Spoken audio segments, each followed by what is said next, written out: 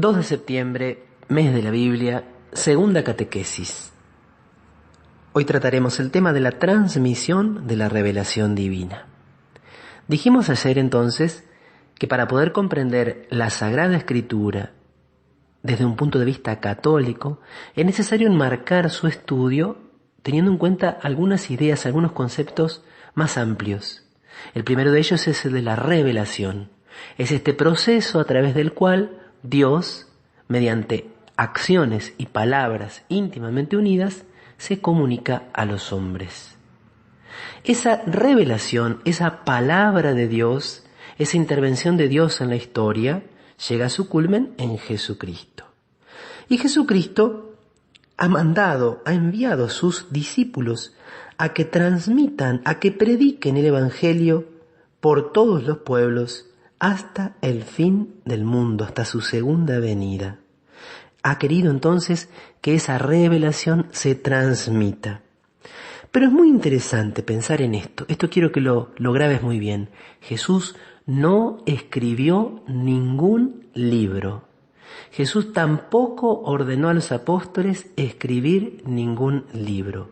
Jesús fundó una iglesia y Jesús encomendó a los apóstoles la misión de predicar, de transmitir el Evangelio, sus acciones, sus palabras. Podemos decir entonces con toda claridad y con toda fuerza que Jesús fundó la iglesia, no escribió un libro. Y por eso la tradición es anterior a la Escritura. ¿A qué llamamos tradición? Nosotros nos damos cuenta de que entonces la revelación divina se transmite, se entrega, pasa de una generación a la otra, en primer lugar, a través de la vida misma de la iglesia, a través de la predicación, a través del culto, a través de las costumbres. A eso nosotros lo llamamos tradición. Por eso la transmisión del Evangelio, de la palabra de Dios, nos dice el Catecismo, se hizo de dos maneras: oralmente, y allí leo textualmente, los apóstoles con su predicación, sus ejemplos, sus instituciones, transmitieron lo que había aprendido de las obras y palabras de Cristo y lo que el Espíritu Santo les enseñó. Ese es el primer modo en que se transmitió el Evangelio. Y el segundo modo es por escrito. Los mismos apóstoles y otros de su generación pusieron por escrito el mensaje de la salvación inspirados por el Espíritu Santo. Pero entonces primero fue la iglesia, su predicación y su vida, y luego llegó la escritura del Nuevo Testamento. Jesús entonces, para asegurarse de que sus palabras llegaran a todos los pueblos, no mandó escribir un libro, sino que fundó una iglesia, instituyó apóstoles, y estos nombraron sucesores a los obispos, dejándoles a su cargo en el magisterio. Entonces, esta predicación apostólica luego se va a expresar, va a tener una de sus maneras en los libros sagrados. Así, Dios va a obrar, va a ayudar, inspirando a los autores para que pusieran por escrito solo y todo lo que Él deseaba. Las palabras de los santos padres, dice el Catecismo, atestiguan la presencia viva de esta tradición, cuyas riquezas van pasando a la práctica y a la vida de la iglesia que cree y ora. La iglesia, con su enseñanza, su vida, su culto, conserva y transmite a todas las edades lo que es y lo que cree. Para que se entienda mejor esto, tenemos que pensar, por ejemplo, que al irse Jesús al cielo, quedan los apóstoles reunidos con María y comienzan a enseñar ya el mismo día de Pentecostés. Y allí ya celebran la liturgia, celebran bautismos, y muy pronto nos dice el texto que ellos van a comenzar a celebrar la acción de gracias. Esto podemos situarlo en el año 30. Bueno, los biblistas dicen que el primer evangelio escrito estuvo aproximadamente para el año 60. Es decir que más o menos por 25 o 30 años todas las palabras y enseñanzas de Jesús se transmitieron fundamentalmente de manera oral y en el culto, en las celebraciones de la iglesia. La tradición es anterior a los libros del Nuevo Testamento. La vida de la Iglesia es anterior a la Sagrada Escritura del Nuevo Testamento. Y esa tradición no se ha interrumpido.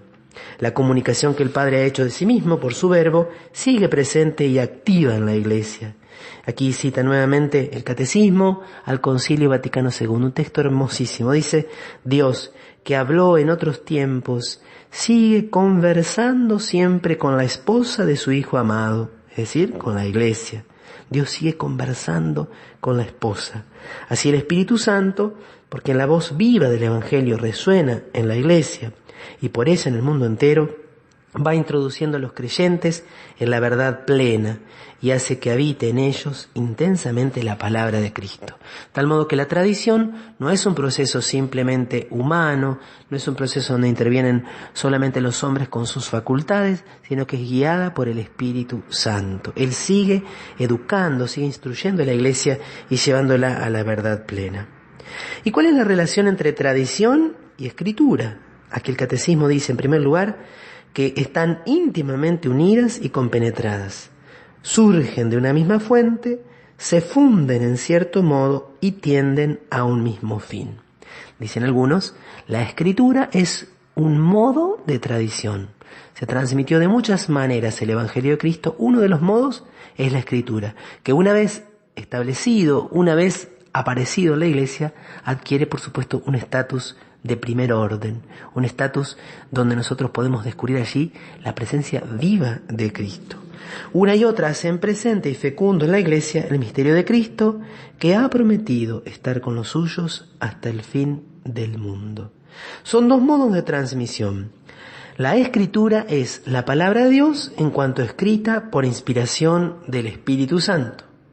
En cambio, la tradición recibe la palabra de Dios encomendada por Cristo y el Espíritu a los apóstoles, y la transmite íntegra a los sucesores, para que ellos, iluminados por el Espíritu de la verdad, la conserven, la expongan y la difundan fielmente en su predicación. Por lo tanto, nos dice Catecismo, citando nuevamente el Concilio Vaticano II, la Iglesia no saca exclusivamente de la Escritura, la certeza de todo lo revelado. Y así se han de recibir y respetar con el mismo espíritu de devoción, tanto la Escritura como la tradición. Hay algunas enseñanzas que no están explícitamente en las Sagradas Escrituras, sino que nos han llegado por tradición. Por eso decía, nos saca exclusivamente de la Escritura la certeza de todo lo revelado.